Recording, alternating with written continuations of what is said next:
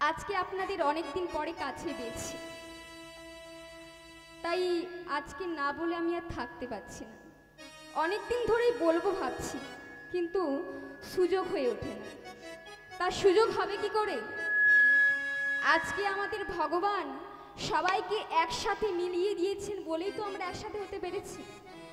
ভগবান না চাইলে কিন্তু এমন দিনটা কখনো আসতো না। তাই আজকে যখন আপনাদের আমি এত কাছে পেয়েছি, তখন আমার মনের কিছু কষ্টের দুঃখের কথা আপনাদের জানাবো। তা তোমরা কি কেউ শুনতে চাও সেই দুঃখের কষ্টের কথাগুলো? শুনবে? তাহলে শোনো। তাছাড়া তোমরা হলে আমার আপনজন, শুধু আপনজন নয়, তোমরা হলে আমার 4 ভাই। ও মাইরা, আজকে যেমন আপনাদের আমি এত কাছে পেয়েছি, ঠিক তেমনি আজকে সেই মহাভারতের যুধিষ্ঠির মহারাজ। ও মাইরা, এদিকে বাবারা সবাই মহাভারতের নাম শুনেছেন তো? নাম শুনেছেন মহাভারতের? আচ্ছা, মহাভারতের ওই 5 ভাইয়ের নাম জানেন? কারা কারা জানেন একটু দুহাত তুলুন দেখি। হ্যাঁ, মায়েরা জানে। এক্ষুনি তো হ্যাঁ বললেন, মহাভারতের নাম শুনেছি। তা 5 ভাইয়ের নাম কেউ জানেন? মায়েরা লজ্জাতে বলছে। ও লজ্জা পেয়েছে মায়েরা। আচ্ছা, কি কি তাহলে আমি বলি। বড় দাদা হলেন যুধিষ্ঠির মহারাজ, তাই তো? তার ছোট 4 ভাই কে কে? ভীম, অর্জুন, নকুল, সহদেব। তা আজকে সেই বড় দাদা যুধিষ্ঠির মহারাজ তার ছোট 4 ভাইকে কাছে পেয়ে তার মনের কষ্টের দুঃখের কথাগুলো জানাচ্ছে।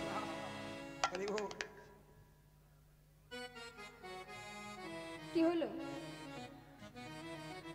তোমরা ভাবছো আমি খুব সুখী মানুষ, তাই না? কারণ আমি রাজা, আমি রাজ সিংহাসনে বসি। তাই আমার মতো সুখী ব্যক্তি এই পৃথিবীতে আর কেউ নেই। ও মাইরা, এ কথাটা আমি বলছি না, এ কথাটা কে বলছে? ধর্মী কর্মী মনস্থির, যার নাম যুধিষ্ঠির। তা আজকে সেই যুধিষ্ঠির মহারাজ তার 4 ভাইকে বলছে যে ভাই, তোমরা ভাবছো আমি রাজা বলে আমি খুব সুখে আছি, কিন্তু ভাই তোমরা কি জানো আমি রাজা বলে আমার মনে এতটুকু সুখ নেই। আমি রাজা বলেই আমার রাতে নিদ্রা আসে না। তাই ভাই শোনো, যেই গুরুত্বপূর্ণ কথাটা বলবার জন্য তোমাদের আমি 4 জনকে একত্রিত করেছি, সেই কথাটা একটু তোমরা মন দিয়ে শোনো। ভাই, আমি একটা সিদ্ধান্ত নিয়েছি। কি সিদ্ধান্ত? আমার এই রাজপ্রাসাদ, এই সিংহাসন, এই সোনা দানা মণিমুক্ত সমস্ত কিছু পরিত্যাগ করে আমি সারা জনমের মতো কৃষ্ণ ভজন পথে চলে যেতে চাই। ওরে ভাইয়া রে, ওরে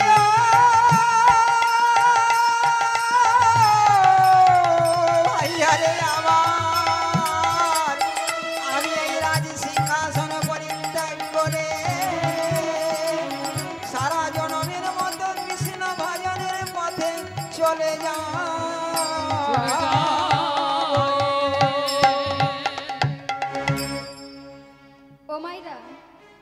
যখনই যুধিষ্ঠির মহারাজ তার দুঃখের কষ্টের কথাগুলো তার ভাইদেরকে জানাচ্ছিল, ঠিক তখনই এক কালো রঙের মানুষ 5 রঙের 5টা ঘোড়া নিয়ে ওই রাজদরবারের বাইরে উপস্থিত হয়ে কি করেছে? একটা ঘন্টা বাজিয়েছে।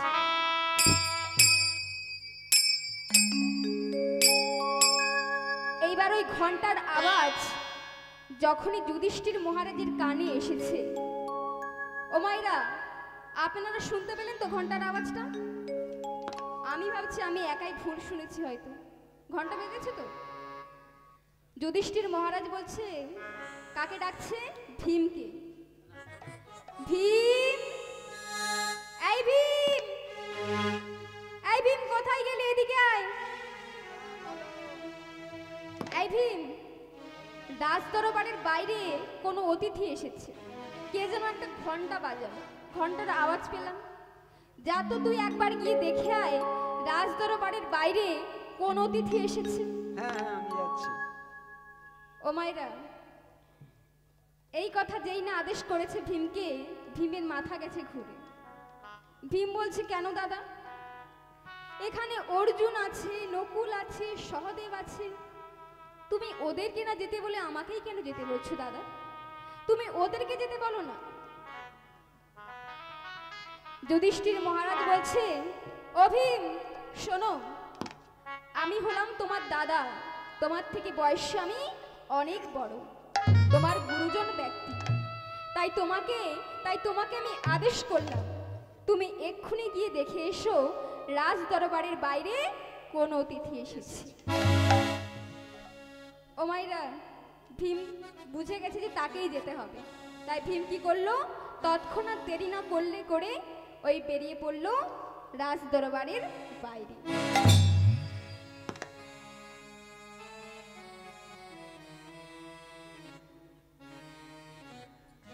কি ব্যাপার? ওখানে তো ঝামেলা কিসের?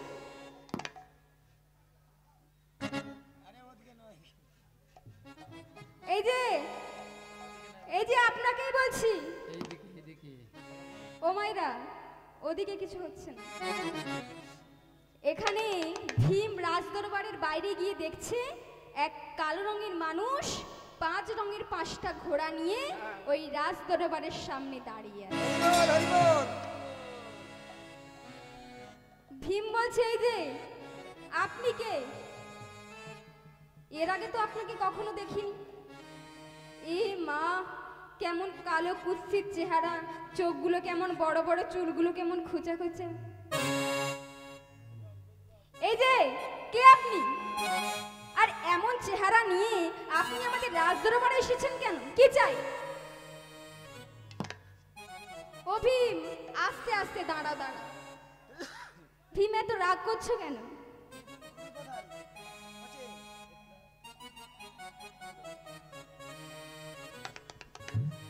হরে কৃষ্ণ।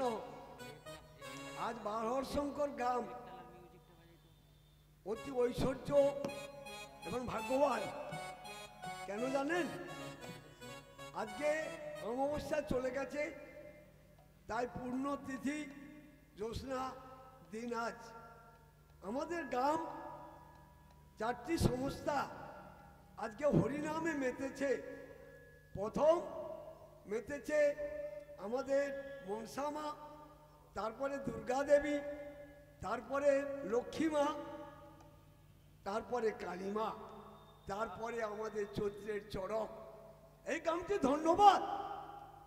এই গ্রামে এই 1430 সাল খুব শূন্য, এইটা খুব ভালো জিনিস না। তাই আজকে আমাদের বাহর শঙ্কর গ্রামে হরিনাম সংকীর্তন হচ্ছে। শুধু তাই নয়, এই মাইকের আওয়াজ যতদূর পর্যন্ত যাচ্ছে, সাধুগুরু বৈষ্ণব আগত অনাহত যারা এখানে উপস্থিত আছেন সবাই আজ আনন্দে মেতে গেছে। আজকে আমাদের আর 2-1 দিন পরে আমাদের কার্তিক ব্রত শেষ হবে। বৃন্দাবন ধাম আজকে কত আলোয় ভরে গেছে। তাই আমরা বলছি, আজকে সবাই আমরা নাম শ্রবণ করে এবং লাস্টে যাওয়ার সময় এই মুক্তাধারা মিলন সংঘ জেস্টার ক্লাব কিছু প্রসাদের বন্দোবস্ত করেছে, সেবা করে আপনারা বাড়ি যাবেন। আশা করি আপনারা কোনোদিন এই জীবনে যাত্রা আসার পথে বা চলার পথে নাম কিন্তু ভুলবেন না। নাম ছাড়া কলিযুগে আর কোনো গতি নেই, পালাবার পথ কিন্তু নেই। একদম একমাত্র নাম। নাম সঙ্গে করে নিয়ে আপনারা সবাই, আবার তো যেতে হবে, আবার আসতে হবে, এই কথা বলে আপনারা আশীর্বাদ করুন। এই ছোট্ট মাটি আজকে আপনাদের সামনে কত ভুল কত ঠিক কত কি বলবে, তাই একে ক্ষমা করে দিবেন। তাই আপনারা আশীর্বাদ করুন, এই ছোট্ট মাকে আজকে মালা চন্দন করে দিন। শ্রী গুরু নিতাই গৌর প্রেমানন্দে হরি হরি বল, হরি বল, হরি বল।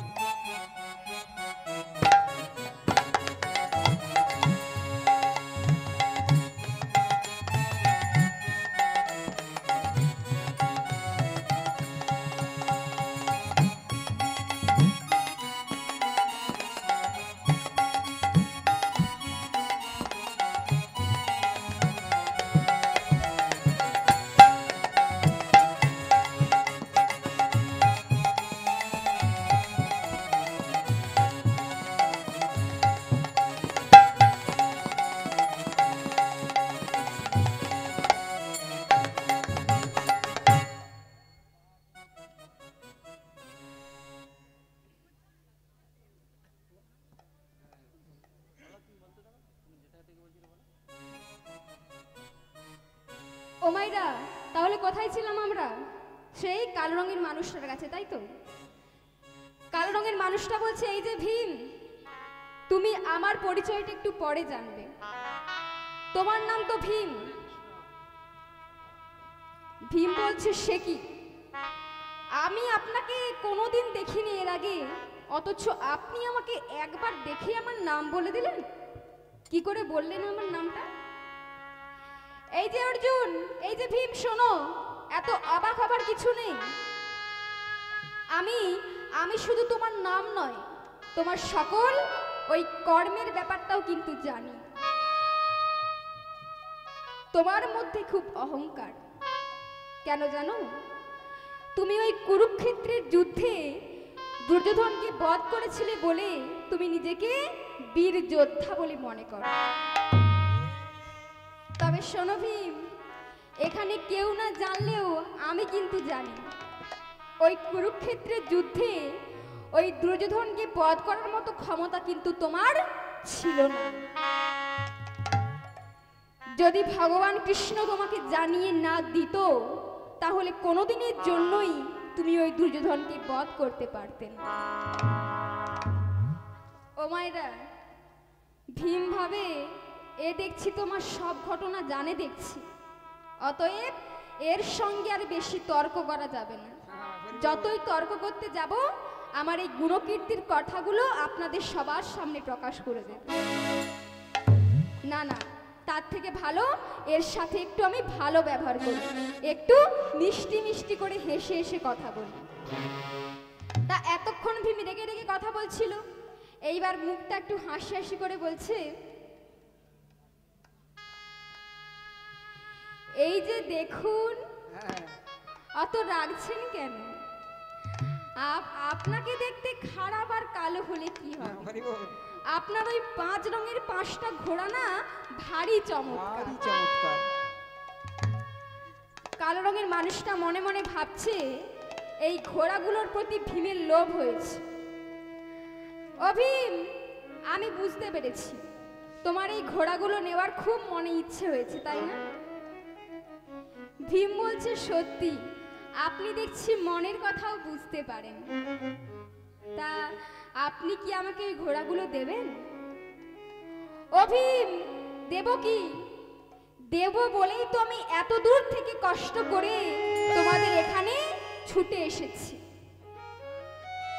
ও মাইরা, তবে একটা কথা আছে না, কিছু পেতে গেলে কিছু দিতে হয়, তাই তো?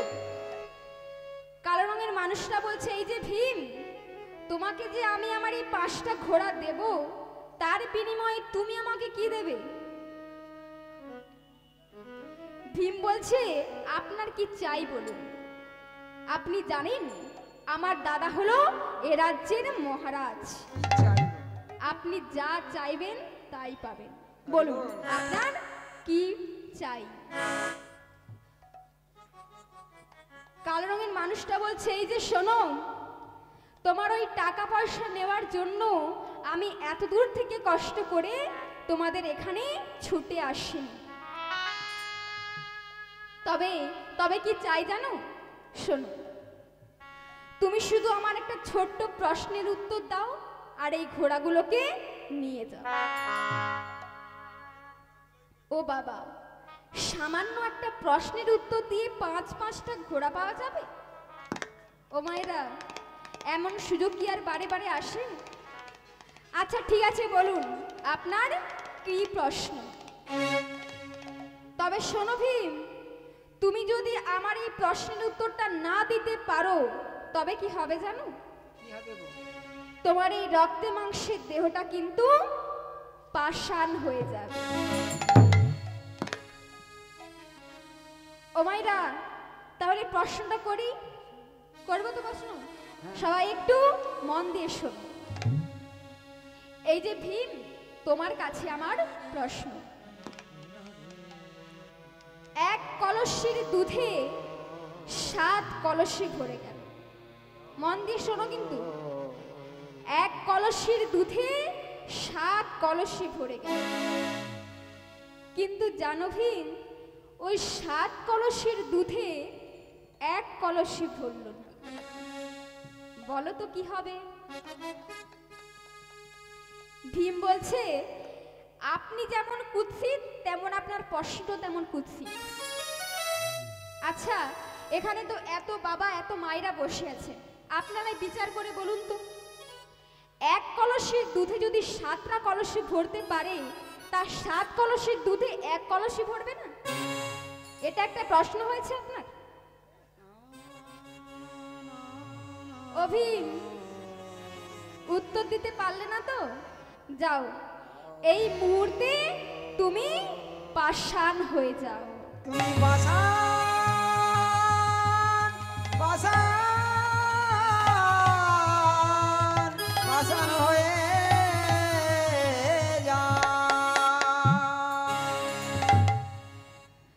বলবা মাত্রই ভীমের ওই রক্তে মাংসের দেহটা পাষাণ হয়ে গেল। ও মায়েরা, ওই কালো রঙের মানুষটা আবার কি করেছে জানেন? আবার ঘন্টা বাজিয়েছে। আবার যখন ঘন্টার আওয়াজ যুধিষ্ঠির মহারাজের কানে এসেছে, তখন যুধিষ্ঠির মহারাজ ডাকছে কাকে?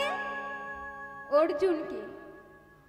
অর্জুন, এই অর্জুন, কোথায় গেলি রে? ও মাইরা, হ্যাঁ বলো। অর্জুন কোথায় গেল? এই তো আমি। এই অর্জুন শোন। বলো। আচ্ছা ও মাইরা, ভীম যে এতক্ষণ গিয়েছে ওখানে কি করছে বলুন তো? এখনো দেখছি ফেরার নামই করছে না। এই যা তো অর্জুন, তুই একবার গিয়ে দেখে আয় ভীম ওখানে গিয়ে কি করছে আর কোন অতিথি বাইরে দাঁড়িয়ে আছে। যা তুই একবার গিয়ে দেখে আয়। ও মাইরা, ভীম যখনই যাওয়ার জন্য চরণখানা বাড়াতে যাবে, তখনই যুধিষ্ঠির মহারাজ বলছে, এই দাঁড়া দাঁড়া অর্জুন, এই অর্জুন দাঁড়া, যাচ্ছিস যা, তবে বদনে একটু ভগবানের গুণগানটা গাইতে গাইতে যা। অর্জুন বলে, কেন দাদা? ভগবানের নাম বদনে গাইতে গাইতে গেলে কি আমার আর কোনো বিপদ আপদ হবে না? কি মাইরা, আপনাদের নিশ্চয়ই সবার মনে একটাই প্রশ্ন, যে এত ভগবানকে ডেকে আর কোথাও বেরোবার আগে ভগবানকে জানিয়ে গেলে কি আমার আর কোনো বিপদ হবে না? তাই তো ও মাইরা, তবে বলছি শোনো, যদি ধরুন কোনো মা কোনো বাবা হয়তো বাজারে যাচ্ছে, আর ওই বাজার যাবার পূর্বে যদি একবার আপনি গুরু গোবিন্দকে স্মরণ করে যান, দেখবেন যেটা আপনার জীবনে কাল হয়ে আসবার কথা ছিল, সেটা সামান্য একটা কাঁটা ফুটিয়ে রক্ত ঝরিয়ে চলে যায়। তাই গৌর প্রেমানন্দে হরি হরি বল, রাধে রাধে। কিন্তু মাগো, আমাদের এই কলিযুগের মানুষ কোথাও যাবার আগে বলুন, কোথাও গিয়ে বলুন, একটিবারের জন্যও কিন্তু ভগবানের নামটা মুখে আনে না। আনে না না। ধরুন কোনো বাবা হয়তো বাজারে গেছে, কোনো দাদার সঙ্গে আরেকজনের সঙ্গে দেখা হয়ে গেল, কি বলে,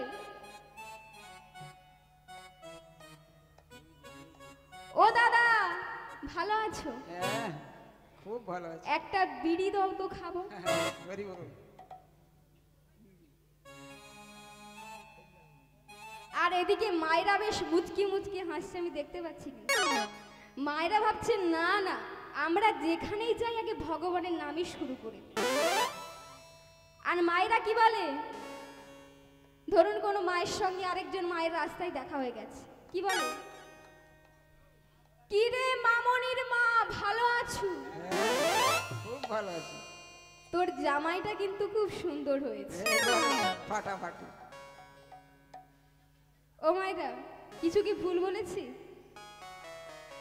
তা কাল থেকে যখন রাস্তাঘাটে বেরোবেন, যার সাথে যেখানেই দেখা হোক, প্রথমে গিয়ে কি বলবেন? কি বলবেন? হরে কৃষ্ণ। হরে কৃষ্ণ। আর একজন বলবেন জয় নিতাই। জয় নিতাই।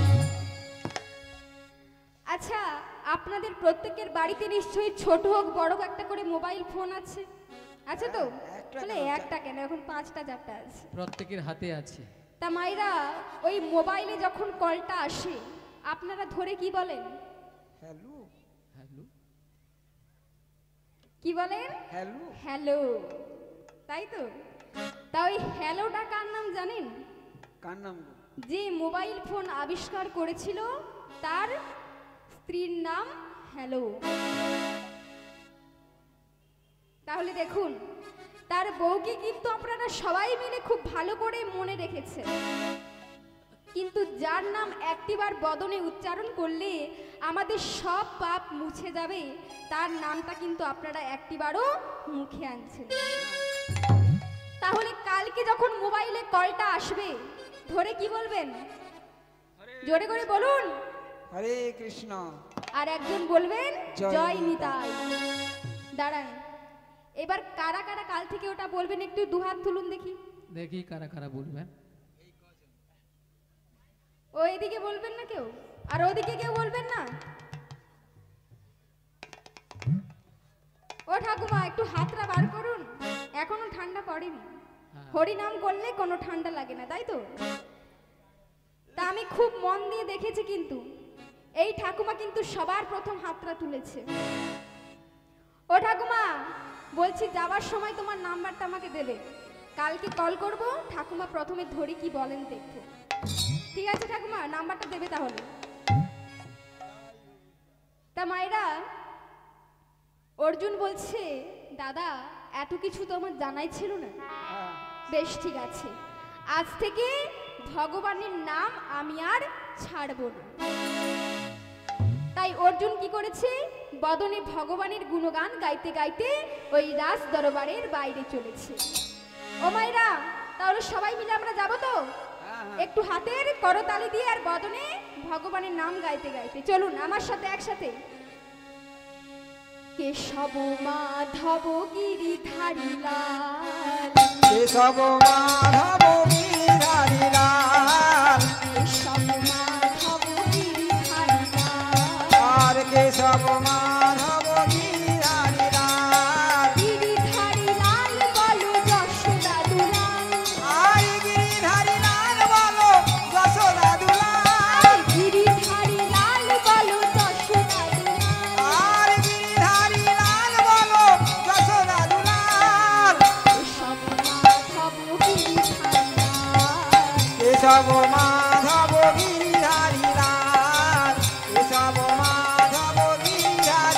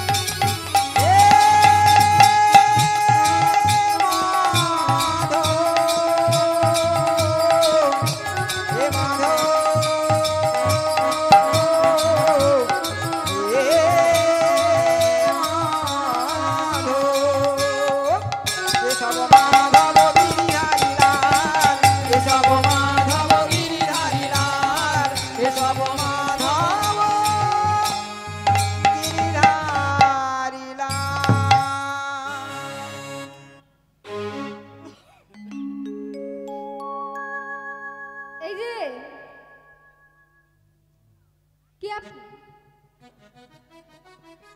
এর আগে তো আপনাকে কখনো দেখিনি। গায়ে হাতের যা অবস্থা, কালো কুৎসিত। তা আপনি কে বলুন তো? এর আগে তো আপনাকে দেখিনি কোনোদিন। ও মাইরা, ভীমের মতো অর্জুনেরও একই দশা হয়েছে। অর্জুনও গিয়ে অবাক হয়ে গেছে।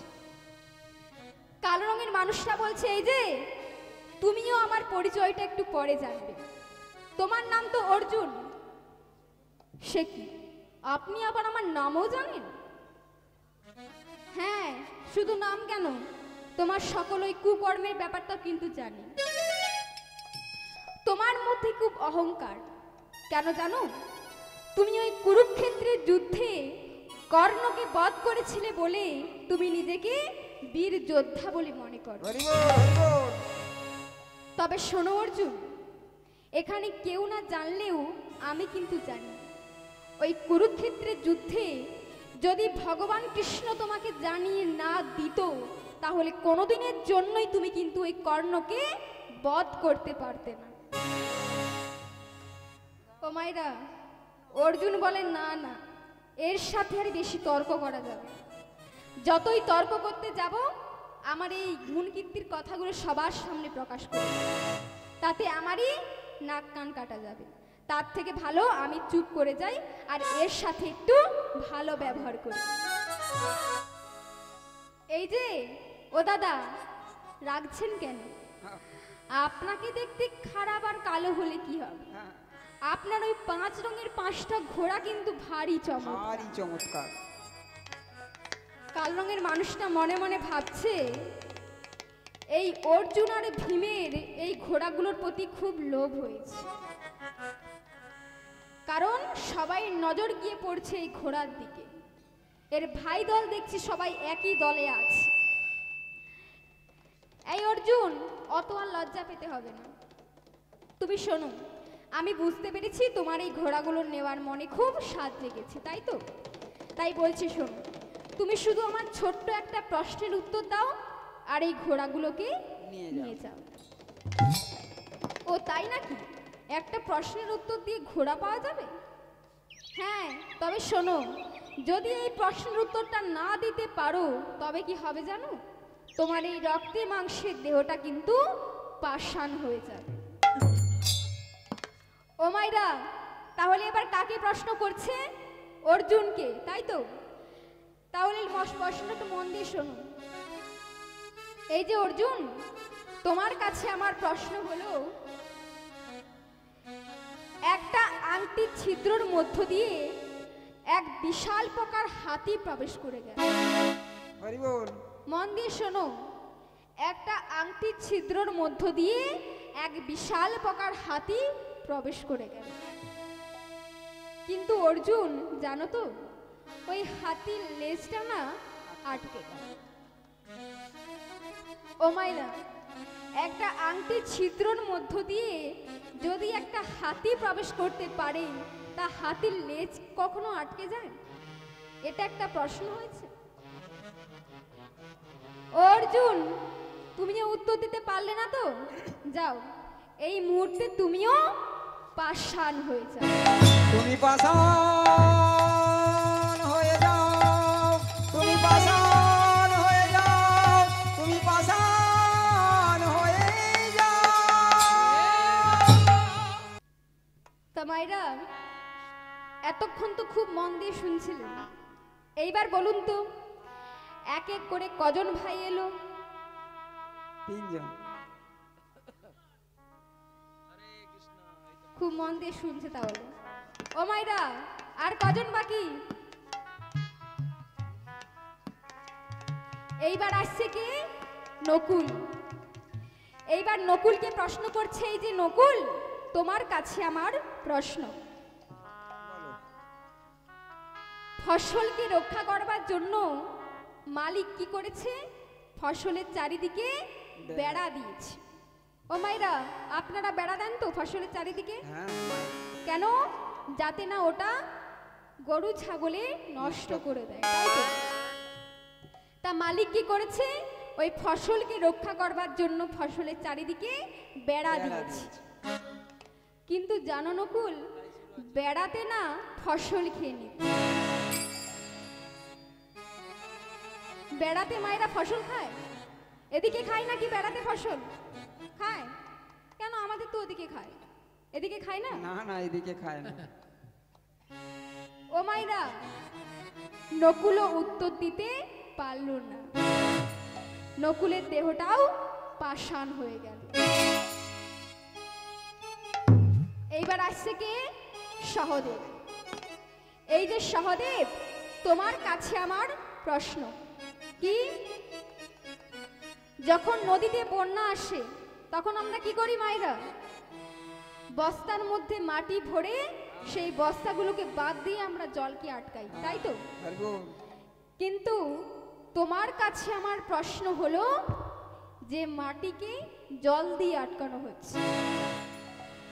ও মায়েরা, জল তো তরল জিনিস, মাটিকে কি জল দিয়ে আটকানো যায়? না না। চারজন ভাইয়ের মধ্যে কেউ উত্তর দিতে পারল না। ভীম, অর্জুন, নকুল, সহদেবের দেহ পাষাণ অবস্থায় পড়ে রইল। এইবার বড় দাদা যুধিষ্ঠির মহারাজ মনে মনে চিন্তা করছে, একি আমার চার ভাই যে গেল, এখনো তো ফিরে আসার নামই করছে না দেখছি। এবার দেখছি আমাকেই কিছু একটা করতে হবে। তা মায়েরা, যুধিষ্ঠির মহারাজ বাইরে যাওয়ার জন্য যেই না চরণখানা সিংহাসন থেকে ভূপৃষ্ঠে রেখেছে, মাটিতে রেখেছে, সঙ্গে সঙ্গে ধরণী কেঁপে উঠল। কেঁপে উঠল ওই কাল রঙের মানুষটা, কেঁপে উঠল ওই 5 রঙের 5টা ঘোড়া। কাল রঙের মানুষটা মনে মনে ভাবছে,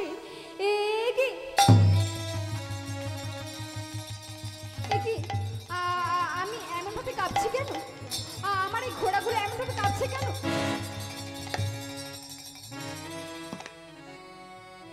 আমি জানতাম আমি এতক্ষণ যাদের প্রশ্নগুলো করেছিলাম তারা আমার প্রশ্নের কেউ উত্তর দিতে পারবে না। কিন্তু এবার যিনি আসছেন তার কাছে প্রশ্ন করা তো দূরের কথা, আমার মতো এক অত্যাচারী, এক ব্যাধিচারী মানুষের স্থানও হবে না। তাই আমি আর এখানে থাকবো না। তাই ও মাইরা, কাল রঙের মানুষটা কি করলেন জানেন? কি করলে? ওই 5টা ঘোড়ার লাগাম তুলে যেই না ছুট মারলো আর ফিরেও তাকালো। এই কে তুমি? দাঁড়াও! এই কে তুমি? দাঁড়াও!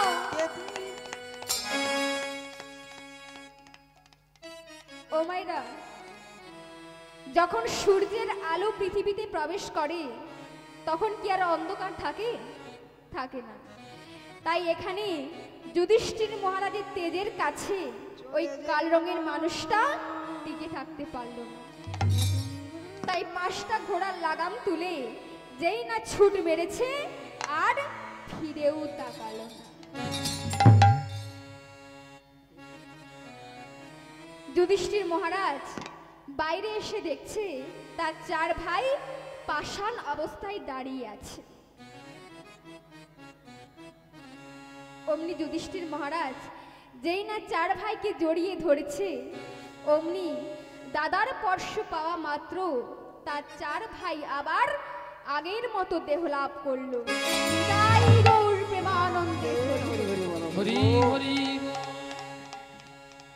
4 ভাই যেই না দাদাকে দেখতে পেয়েছে, দাদার চরণ ধরে বলছে, দাদা তুমি এসেছো, দাদা তুমি এসেছো। জানো দাদা, ওই কালো রঙের মানুষটা কে ছিল? জানো দাদা, ওই কালো রঙের মানুষটা আমাদের 4 ভাইকে 4টা প্রশ্ন করেছিল। সেই প্রশ্নগুলোর আমরা উত্তর দিতে পারিনি বলেই ওই কালো রঙের মানুষটা আমাদের 4 ভাইকে পাষাণ করে দিয়েছিল। জানো দাদা, বলো না দাদা, ওই কালো রঙের মানুষটা কে ছিল? ওরে ভাই, তবে শোন, ওই কালো রঙের মানুষটা হলো কলি মহারাজ। ওগো কলি মহারাজ, কলি মহারাজ, কলি মহারাজ। ও মাইরা, আপনাদের মনে এতক্ষণ প্রশ্ন ছিল তো যে এই কালো রঙের মানুষটা কে? এই কালো রঙের মানুষটা তাহলে কে? কলি মহারাজ। আর ওরে ভাই, ও মাইরা, ওর হাতে যে ওই পাঁচ রঙের পাঁচটা ঘোড়া ছিল, ওগুলো ঘোড়া নয় রে। ওগুলো কি জানিস? ওগুলো হলো 5 ধরনের 5টা লোভনীয় বস্তু। কি কি? তাস, সুরা, পাশা, নারী, সম্পদ। যেখানে তাস সেখানে কলির বাস, যেখানে সুরা সেখানে কলি আছে ভরা, যেখানে পাশা সেখানে কলির বাসা, যেখানে অবৈধ নারী সেখানে কলি যাইতে নারী। আর একটি হলো সম্পদ। ও মাইরা, আমাদের এই কলিযুগের অবস্থাটা কেমন জানেন? আমি একটি তুলসী দাসের হেয়ালি গেয়ে আপনাদের বোঝাচ্ছি, শুনুন।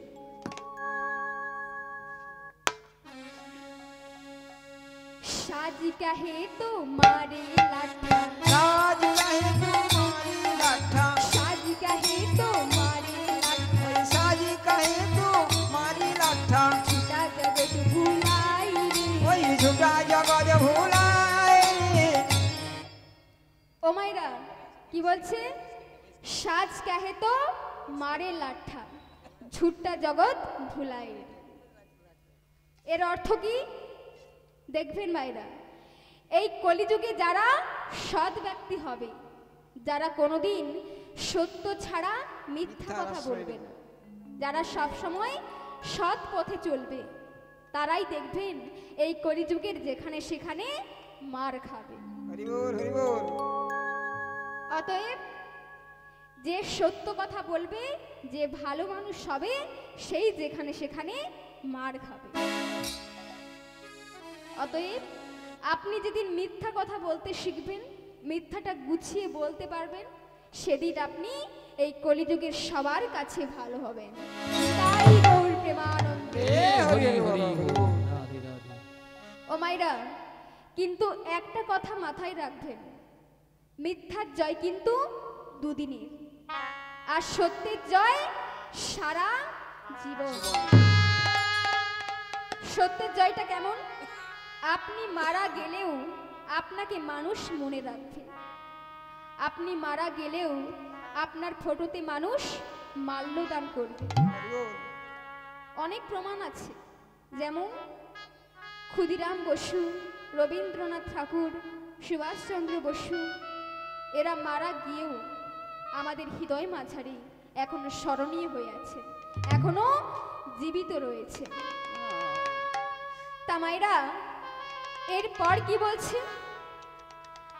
আরে গরস গলি গলি ঘুরমে ভাই, ওই গরস গলি গলি ঘুরবে ভাই রে, গরস গলি গলি ঘুরমে ভাই, ওই গরস গলি গলি ঘুরবে ভাই রে, আর সুরা বৈঠল বিকাই, ওই সুরা বৈঠল বিকায় রে, আর সুরা বৈঠল বিকাই, ওই সুরা বৈঠল বিকায় রে।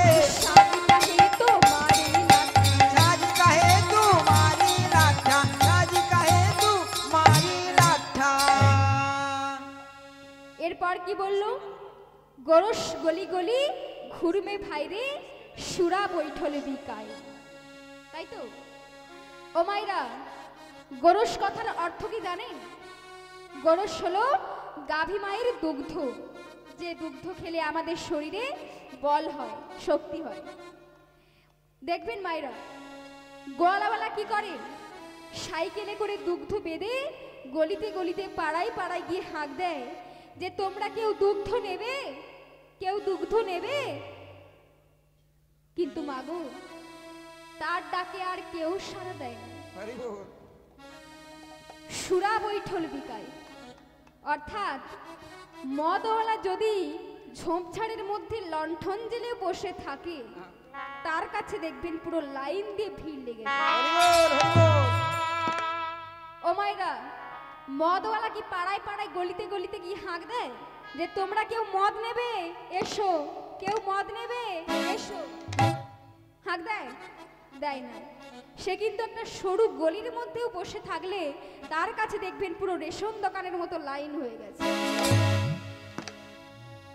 অতএব এই কলিযুগের মানুষ খারাপ জিনিসটাই মূল্য দিয়ে কিনে খাবে। যেটা খেলে আমাদের শরীরে বল হয় সেই দুগ্ধ আজকাল আর কেউ খেতে চায় না। তা মায়েরা, চার ভাই মিলে দাদাকে বলছে, দাদা তুমি জানো ওই কাল রঙের মানুষটা আমাদের চার ভাইকে চারটা প্রশ্ন করেছে, আমরা তো সেই প্রশ্নের উত্তরগুলো দিতে পারিনি। তাই বলছিলাম দাদা, তুমি যদি এই প্রশ্নগুলোর উত্তর সমাধান করে দিতে তাহলে আমাদের সকলের বুঝতে সুবিধা হতো। আচ্ছা ঠিক আছে, বেশ, তোমরা একজন একজন করে প্রশ্নগুলো বলো, আমি সেগুলো সমাধান করে দিচ্ছি। ও মাইরা, এদিকে। প্রথমে কাকে প্রশ্ন করেছিল? কাকে? ভীমকে। ভীমকে। ভীম বলছে, দাদা আমাকে প্রথম প্রশ্নটা করেছে, তাই তুমি আগে আমার প্রশ্নের উত্তরটা দাও। কি প্রশ্ন? এক কলসির দুধে 7 কলসি ভরে গেল, কিন্তু দাদা উনি বলছেন যে ওই 7 কলসির দুধে নাকি 1 কলসি ভরল না। দাদা তুমি বলো, এটা কি কখনো হওয়া সম্ভব?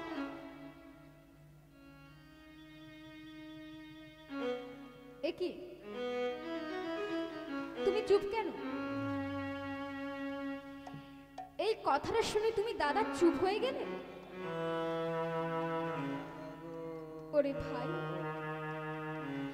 তুই যখন এই কথাটার প্রশ্নটার সমাধান বুঝতে পারবি, আমার মতো একইভাবে তোরও চোখে জল আসবে। জানিস জানিস এই প্রশ্নের সমাধানটা কি, এর উত্তরটা কি? তবে শোন,